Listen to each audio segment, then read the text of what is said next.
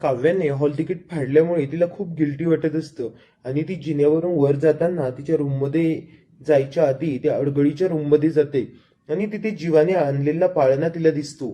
तेव्हा ती खूप खूप तिला कसं तरी वाटतं आणि ती मनात विचार करत असते. तेव्हाच तिची प्रतिकृती पण तिच्या समोर दिसते तिला आणि ती म्हणत असते, बघ ना, जीवाने हा पाळणा आणला होता तेव्हा जीवा म्हणाला होता या दोन बाळाऐवजी एकच बाळ असेल तर. तेव्हा आम्हाला काहीच कळलं नाही, पण आज त्याचा अर्थ कळतोय की त्याने ते का म्हणलेलं असावं. आता तिची ती प्रतिकृती म्हणत असते, अगं पण नंदिनी ताईने तुझ्यासाठी किती मोठा त्याग केला. तिचा धागा हरवला, तुझा धागा हरवलेला असून सुद्धा तिने तिच्या हातातला धागा तुझ्या हातात बांधला. आता हे काव्याला पण आठवतं आणि ती म्हणते, काय गरज होती का ताईला तिचा धागा माझ्या हातात बांधायची. मी आणला असता दुसरा, नाही तर सापडला असता, माझा शोधला असता मी. पण ताईने स्वतःचं नशीब स्वतः बिघडवलंय. तो धागा जर तिच्या हातामध्ये असता तर तिच्या बाळाचं रक्षण झालं असतं आणि बाळ पण सुरक्षित असतं. आता ती प्रतिकृती म्हणत असते, पण तुझ्या ताईच्या आयुष्यात आता नेहमी अंधारच राहणार आहे, कारण तिच्या आयुष्यात कधीच उजेड येणार नाही. ती म्हणत असते, पण असं का बोलते तू. ती म्हणते की बघ ना, अगं तिला जर तिचे 9 महिने तिची कुसच उजवणार नसेल तर काय फायदा होईल. तिला बाळ भेटेल पण ते आर्याच्या पोटात वाढलेलं, आणि काय फायदा होणार आहे त्याचा. तिला ते क्षण अनुभवता येणार नाही, तिला बाळासोबत बोलता येणार नाही, पोटातल्या तिच्या हालचाली जाणवणार नाही. आता काव्या तोंडाला हात लावून खूप मोठ्याने रडत असते आणि ती म्हणत असते, बघ ना ताई, काय ग, काय हे करून बसली तू. झालं असतं सगळं व्यवस्थित आणि उगाच माझ्यामुळेच झालं हे सगळं. ती पाळण्याला हात लावते आणि म्हणते की जीवाचं पण स्वप्न अर्धवट राहिलं, पण मी आता माझ्या बाळाचं पूर्ण काही त्यालाच करायला लावेल, म्हणजे त्याला तेवढं तरी बरं वाटेल. खूप रडत असते ती आणि नंतर तिच्या रूम मध्ये यायला निघते. इकडे सकाळ झाल्याच्या नंतर विक्रम बातम्या बघायला आलेले असतात. तेव्हा मानिनी त्यांना समजावत असते, अहो मुलांना माफ करा ना. विक्रम म्हणत असतात, ते काही नाही, मी काही माफ वगैरे करणार. मानिनी म्हणते, अहो ते सगळं जाऊ द्या, पण तुम्ही मुलांना माफ करून टाका ना. जीवा पण खूप टेन्शन घेतोय. तो म्हणत असतो, नाही, ती जी चूक आहे ना, ती ही खूप मोठी चूक आहे. त्यांनी आपल्याला सरोगसीच्या निर्णयाच्या आधी सांगायला हवं होतं, तेव्हा आम्ही त्याला लगेच माफ केलं असतं. आणि नंदिनीला पण मी सध्या माफ करत नाहीये. आता आर्या या सगळ्याचा फायदा घेणार आहे आणि ती सोनोग्राफी रिपोर्ट विक्रमला दाखवून त्यांना इमोशनली ब्लॅकमेल पण करणार आहे. आता पुढील भागामध्ये आपल्याला ते बघायला मिळेलच. पण मानिनी खूप समजवण्याचा प्रयत्न करते की आपलीच मुलं आहेत, काय झालं, चूक झाली म्हणून. पण विक्रम ऐकण्याच्या मनस्थितीतच नाहीये. इकडे सकाळी सकाळी जीवा आणि नंदिनी एकमेकांसाठी चहा बनवत असतात. तेव्हा मानिनी तिथे येते आणि तिला खूप छान वाटतं की दोघांनी मिळून कामं करतायत, सुख दुःख सगळेच वाटून घेतायत हे दोघं. त्यामुळे ती खूप हॅप्पी असते. इकडे नंदिनी म्हणत असते, आई तुम्हाला देऊ का चहा. मानिनी म्हणत असते, हो दे ना ग, आज खूप फ्रेश वाटते नंदिनी तू. एवढ्या दिवसाची असं काहीतरी मनावर ओझं ठेवून असल्यासारखी झाली होती. आता नंदिनीने सगळ्यांसाठी नाश्ता पण बनवून ठेवलेला आहे. त्यामुळे मानिनी आता फ्री आहे. ती म्हणत असते, जीवा मानलं बाबा तुला, आणि नंदिनी तुला पण.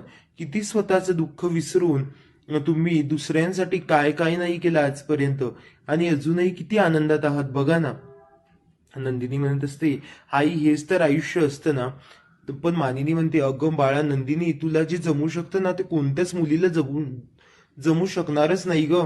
कारण तू आजपर्यंत प्रत्येक गोष्टी किती छान पद्धतीने हँडल करते. मला तुमचा हा निर्णय मान्य करावा लागला किंवा मी समजूतदारीने घेतला, पण बाबा बाबा नाही ऐकत ग सध्या. जीवा म्हणतेस तो, आई तू काळजी करू नको, बाबा ऐकेल. काहीच दिवसात मी त्यांना मनवण्याचा प्रयत्न करेन. इकडे पार्थ तिच्या परीक्षेच्या तयारीच्या आधी तिचं हॉल तिकीट, पॅन कार्ड, तिचे आधार कार्ड, हे सगळ्या गोष्टी व्यवस्थित बघून तिच्या बॅगमध्ये भरून ठेवतोय की काव्या काही विसरायला नको आणि तिचं काही राहून जायला नको म्हणून. हा खूप बारकाईने हे सगळं लक्षात ठेवतोय.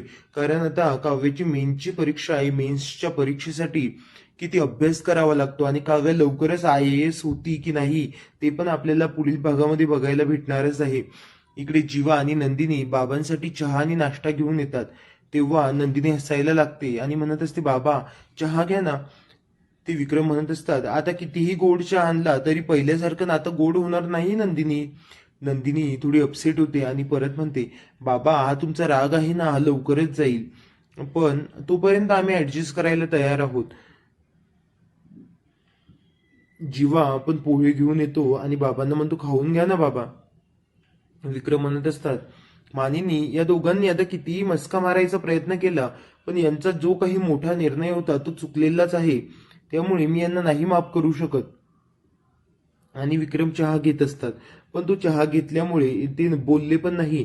तरी पण नंदिनी आणि जीवाला खूप बरं वाटलंय की बाबाने निदान चहा तरी घेतलाय. आता नंदिनी म्हणत असते, बाबा पण आम्ही हे सगळं जे काही केलं ते एक आई बाबा म्हणून आम्हाला सगळ्यांना खुश ठेवण्यासाठी आणि आमचंही सुख होतंच त्यामध्ये, म्हणूनच केलं ना. ते विक्रम म्हणत असतात, पण ते काहीच बोलत नाही सध्या.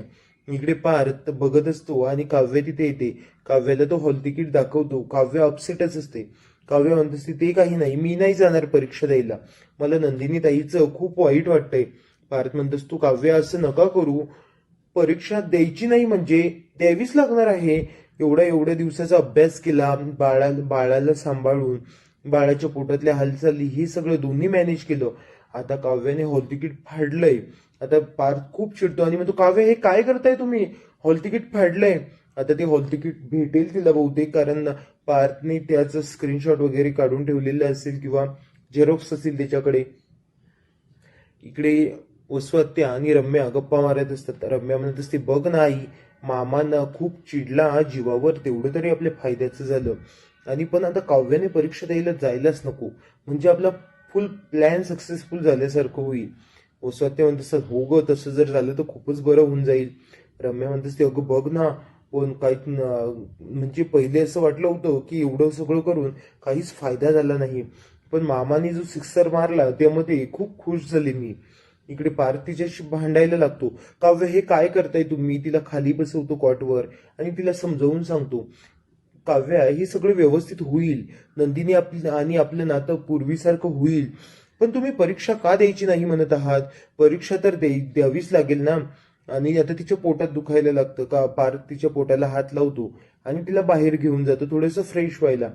आता हे सगळे फुगे आणि ते सगळे घेऊन तयारीला लागलेले आहेत की आता IAS ची मेन्स परीक्षा द्यायला चालली काव्या, आता लवकरच IAS होईल. म्हणून नंदिनी, जीवा ही सगळे एक खूप छान कविता करतात. नंदिनी म्हणत असते, आजची परीक्षा तुझ्यासाठी खूप महत्वाची आहे, त्यामुळे तुला खूप खूप शुभेच्छा. मानिनी पण म्हणत असते की ही जी धडपड आहे ना बाळा, ती सोपी नाहीये, तुझी लढाई तर अजिबातच सोपी नाहीये. एक एक डोळ्यातलं स्वप्न, एक पोटातलं स्वप्न, दोन्ही साकार करायचे आहेत आणि त्यासाठी खूप बळ लागतं की जे तुझ्यामध्ये आहे. काव्या, आम्हाला लवकरच तुला IAS झालेलं बघायचंय. मिथून काका म्हणत असतात, आमची IAS काव्या लवकरच घरी परत येईल. अशी ते खूप छान कविता करतात. इकडे विक्रम पण खूप खुश असतात, त्यांच्या हातामध्ये पण फुगा असतो की आम्हाला लवकरच आमची सून IAS झालेली बघायची आहे आणि तिला खूप खूप शुभेच्छा, असं म्हणून आता या सगळ्यांचं प्रेम बघून काव्य अगदी भावनिक झालेली आहे. आणि पार्थ म्हणत असतो, बघा सगळे खूप आनंदात आहे आणि तुम्ही काय केलं. मानिनी म्हणते, काय केलं. तो म्हणत असतो, हॉल तिकीट फाडलं यांनी. मानिनी म्हणत असते, अरे बापरे, आता भेटेल की नाही ते. पार्थ म्हणत असतो, हो भेटेल, पण यांना काय गरज होती हॉल तिकीट फाडायची, नाहीच म्हणत होते परीक्षा द्यायला. काव्य म्हणत असते, नाही, पण आता तुमच्या सगळ्यांचा एवढा उत्साह बघून मला आता परीक्षेला जावं वाटतंय आणि सगळ्यांच्या चेहऱ्यावर परत एकदा मला हसू बघायचंय. इकडे रम्या बाहेर येते आणि तिचा चेहराच पडतो. जेव्हा काव्याने हॉल तिकीट आणि ते फाडलं होतं तेव्हा ती नाही म्हणायची, तेव्हा या दोघी खूप खुश झाल्या होत्या. पण आता ती सगळ्यांनी हिला तयार केलं, त्यामुळे ती जायला पण तयार झालेली आहे. आणि रम्या आणि वसुहत्यांचा परत चेहरा पडला. मानिनी तिचं औक्षण करत असते आणि म्हणत असते, देवा, माझ्या लेकराची परीक्षा चांगली जाऊ दे. लगेच विक्रम तिच्या हातात एक बाहुली देतात आणि त्या फुग्यावर लिहिलेलं असतं, माझी आई खूप सॉलिड आहे. ते दोन्हीही गोष्टी खूप छान पद्धतीने मॅनेज केल्या, अभ्यास पण, मला पण. तर आता जीवा पण हसायला लागतो आणि या सगळ्यांच्या चेहऱ्यावरचा आनंद बघून आता काव्य फायनली परीक्षेला जाणार आहे. इथेच पण काव्याला थोडं गिल्टी वाटतंय परत ती म्हणत असते नाही नको मला नाही जायचंय परीक्षेला.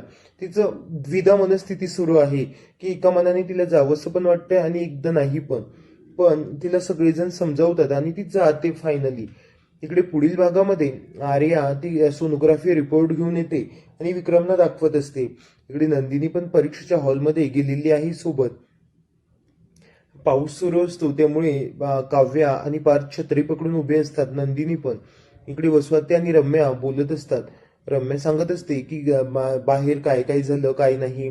वसवाती म्हणत असतात एवढं सगळं झालं पण आता जर तिची डिलिव्हरी झाली तर डॉक्टरांनी सांगितल्याप्रमाणे प्रीमॅच्युअर डिलिव्हरी झाली तर ती परीक्षाच देऊ शकणार नाही. यांचं हेच सुरू आहे.